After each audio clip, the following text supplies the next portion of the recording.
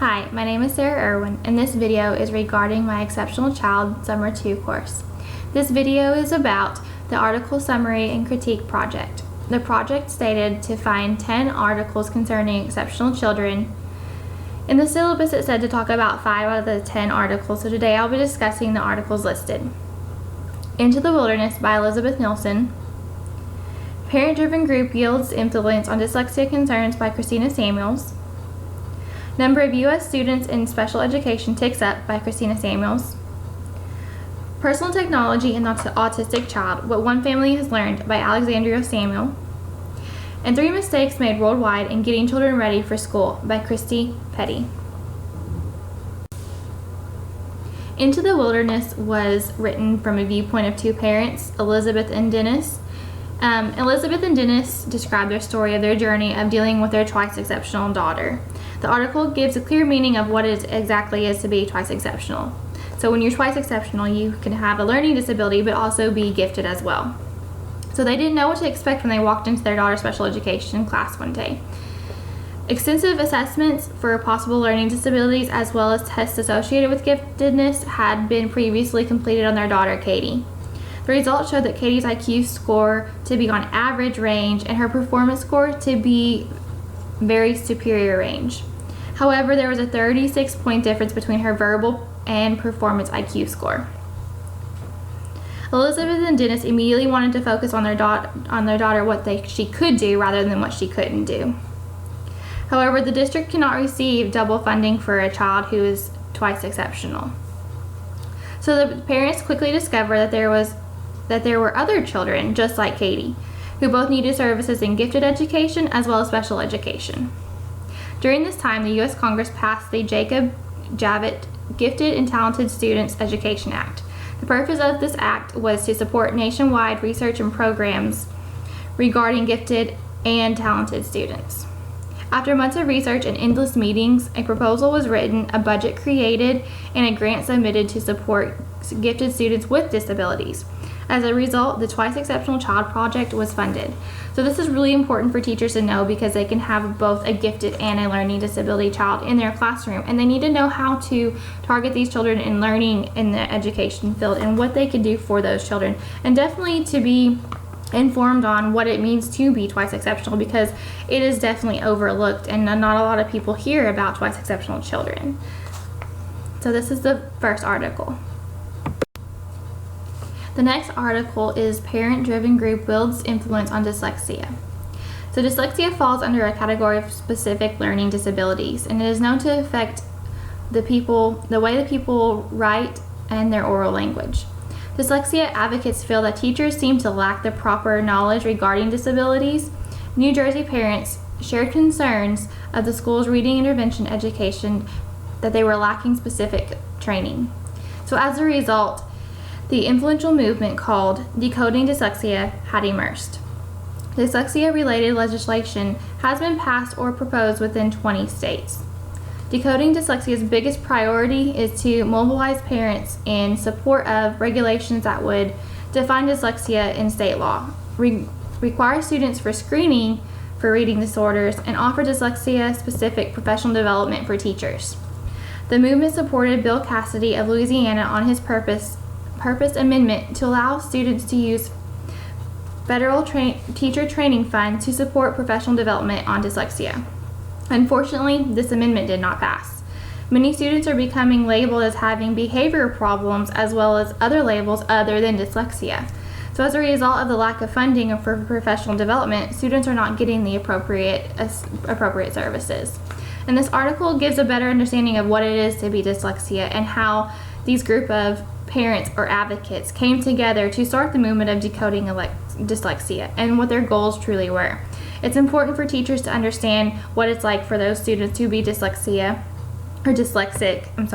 and to get educated on what they could do for reading interventions for these students in their classroom.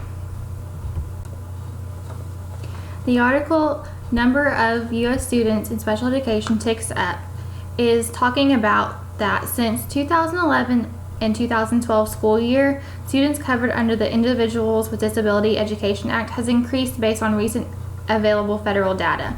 So there has been a rapid growth of disability, and it's known of the disability autism. Students classified as having autism rose 165% within the year 2005-2006 and the school year 2014-2015.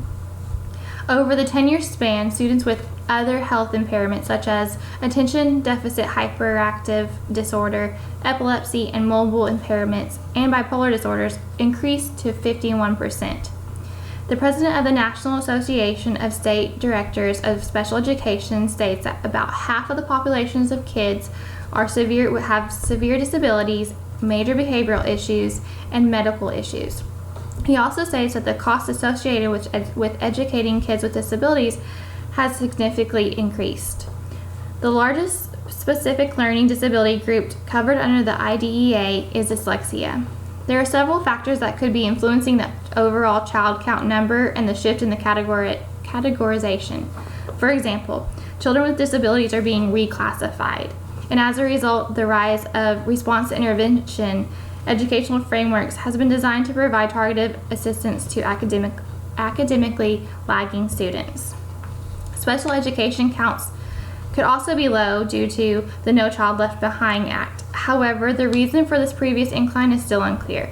So it's really important for educators to know what to do when they encounter students with a learning disability or any type of disability for that matter, and how that they're going to accommodate and modify their lessons to those students. So this article is very informational because it provides the statistic information for the increase, and it gives you a better idea of how many students are actually in special education.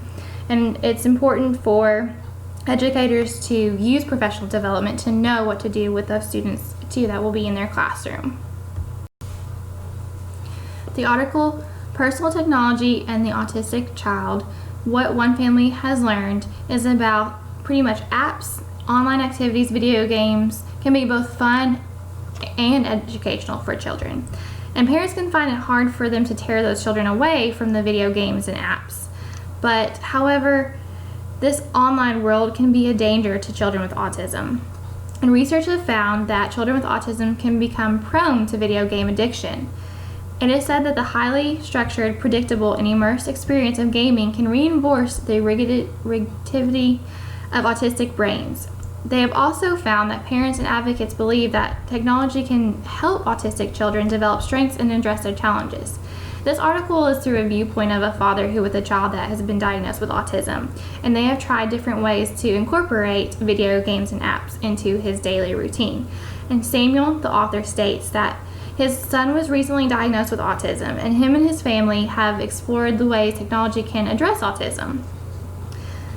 The author's goal was to include tech as downtime, technology as targeted therapy, technology for behavioral tracking, tech as special interest, and tech as a community.